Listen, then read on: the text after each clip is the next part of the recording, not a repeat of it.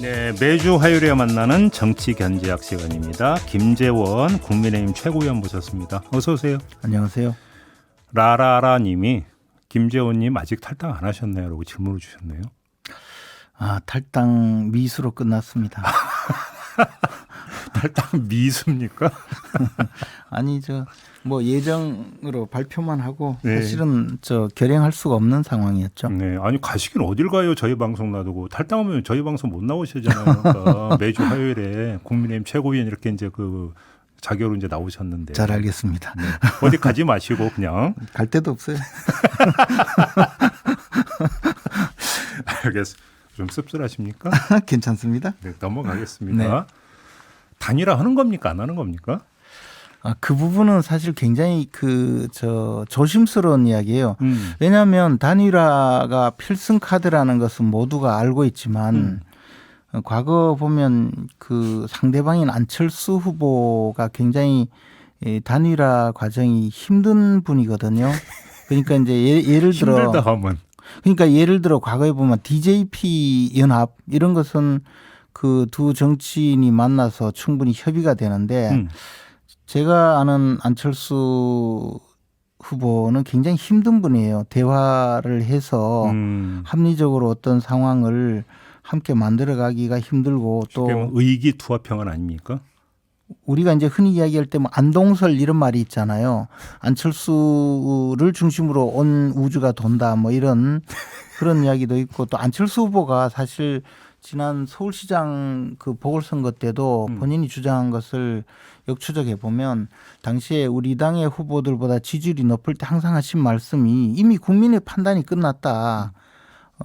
그러므로 지지율이 높은 내가 가는 것이 당연하다. 그렇게 하면서 단일화를 압박했거든요. 그렇게 하신 말씀이 있어서 그때 단일화가 되었는데 지금은 그러면 지지율이 뭐 이미 다 끝났잖아요. 그러면 당연히 단일화에 그 협의를 하시고 그에 대해서 어떻게 하자고 입장을 내놓으면 단일화가 좀 이루어질 수 있는데 그런 분이 아니거든요. 또 다른 말씀을 하실 가능성이 있고 가장 문제는 단일화를 공식화할 때는 우리 윤석열 후보가 지금 야권 단일 후보로서 사실상 그 야권의 1위 후보 또는 지금 현재 4명의 유력 주자들 중에서도 1위 후보로서 앞서가고 있는데 이런 페이스를 조금 놓치고 단일화 국면으로 빠져들어서 누가 후보가 되어야 되느냐 이 논쟁으로 가는 것 자체가 굉장히 부담스럽고 힘든 거죠. 그렇기 때문에 네.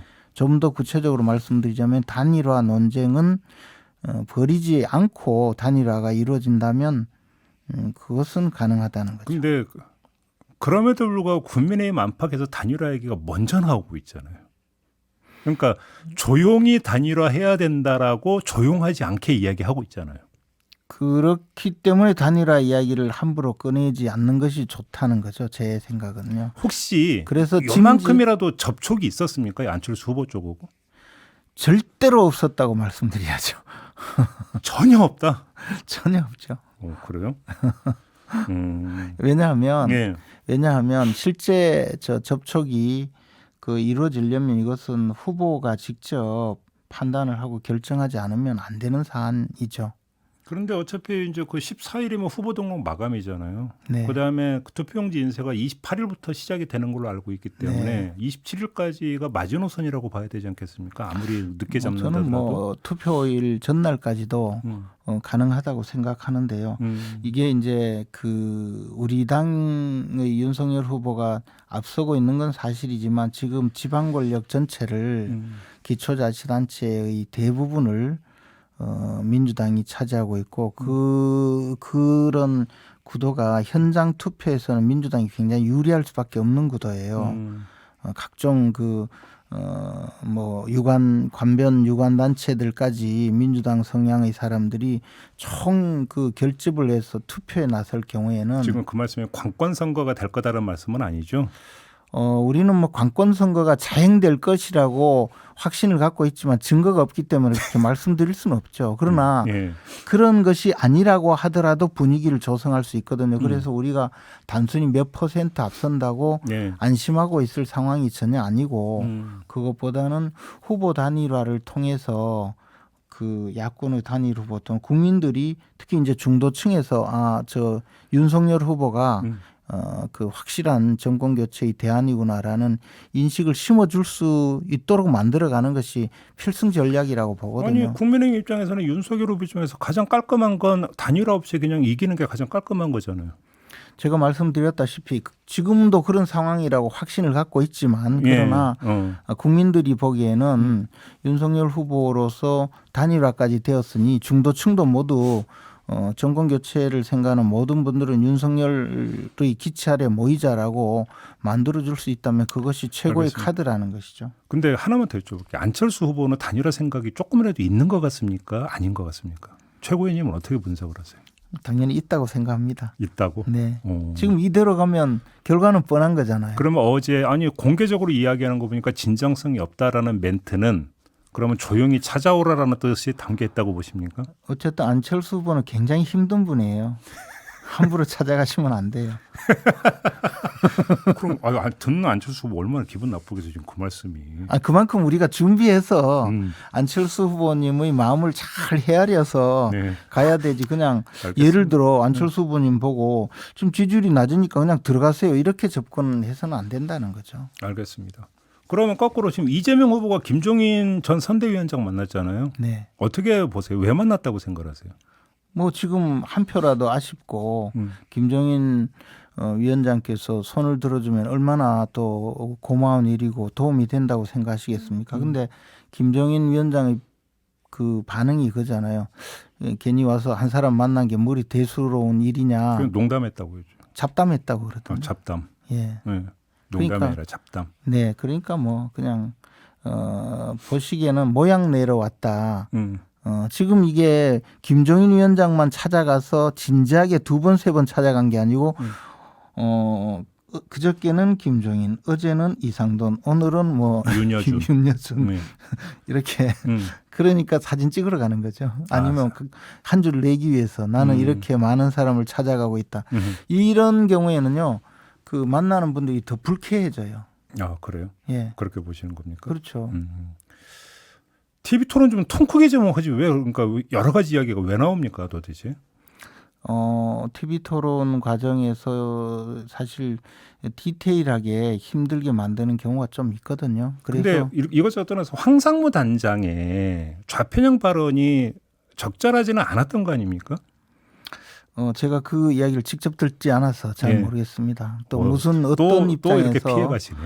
어떤 입장에서 말씀하셨는지는 예. 모르겠어요. 아니 기자협회가 좌편향돼 있고 JTBC가 좌편향돼 있다. 그러니까 화가 많이 났던데 보니까 기자협회는 JTBC 같은 경우는.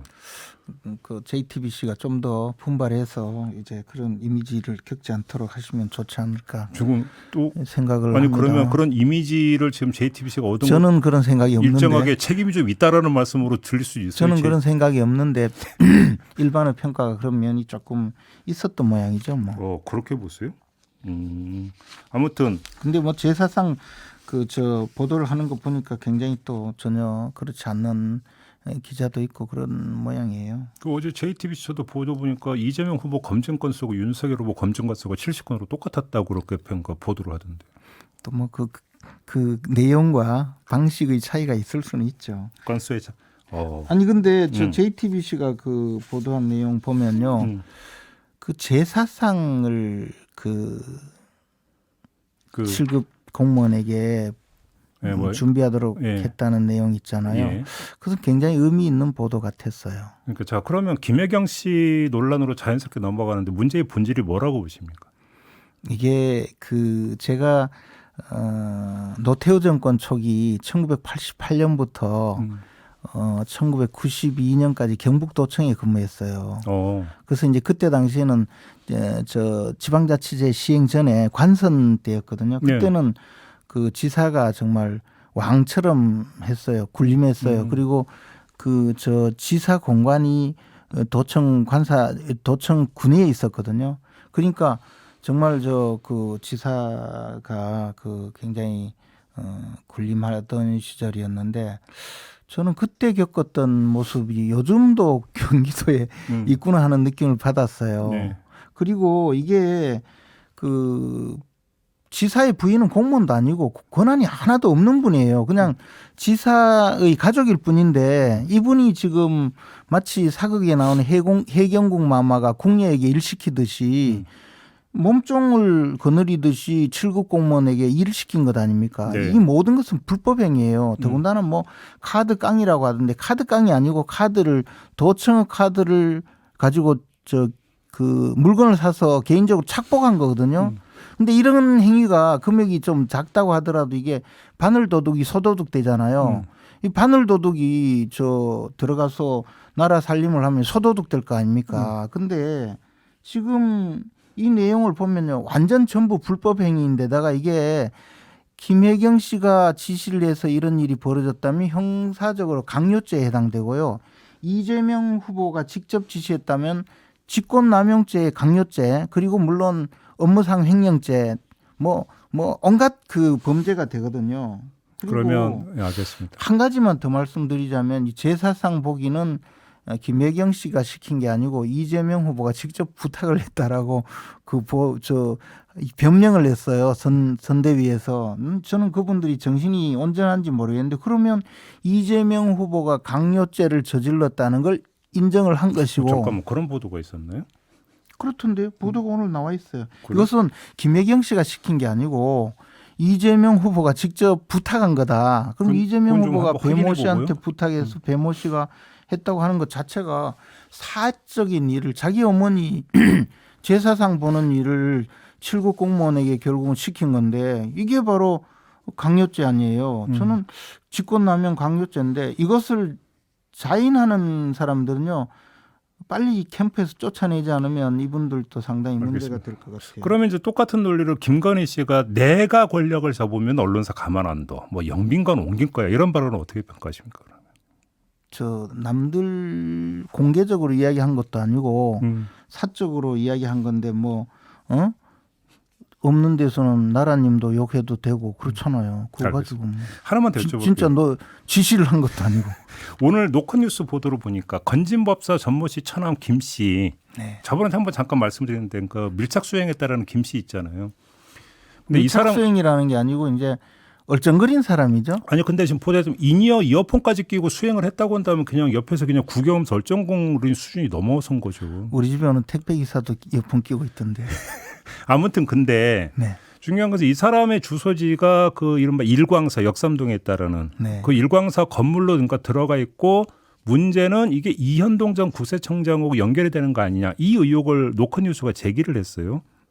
계속 좀 더 해서 구체적으로 어떻게 연결이 됐고 이현동 그분이 기소가 됐잖아요. 검찰에 의해서. 분리 기소가 돼서 무죄를 받았는데 그때 서울중앙지검장이 윤석열 후보였고 그 결국은 분리 기소를 한 배경에 일광사가 중간 접점이 돼가지고 이현동 전 국세청장과 윤석열 당시 서울중앙지검장이 연결된 거 아니야 이런 의혹인 것 제가 그 같은데. 기사를 봤는데 저도 국정원 특수활동비 사건으로 재판받아서 무죄를 받았거든요.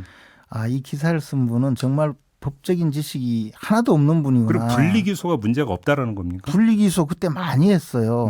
그 사건 자체가 워낙에 다양하고 많기 때문에 분리 기소를 해도 법원에서 또 그 분리 기소된 것을 병합하기도 하고 또는 분리 기소하기도 하고 그것은요 수사 기록과 기소의 편의성을 위해서 분리 기소를 하는데 분리 기소되어서 재판받는 데는 더 힘들어요. 좀 제발 좀 공부 좀 하고 기사 썼으면 좋겠어요. 정말 제가 보고 그러니까 분리 기소 자체는 전혀 문제될 그 사법 처리가 아니었다 이런 말씀이죠. 그렇죠. 그것 좀 법률 전문가들한테 한번 물어보고 하라고 하세요. 마무리할게요. 김재원 국민의힘 최고위원과 함께했습니다. 고맙습니다. 고맙습니다.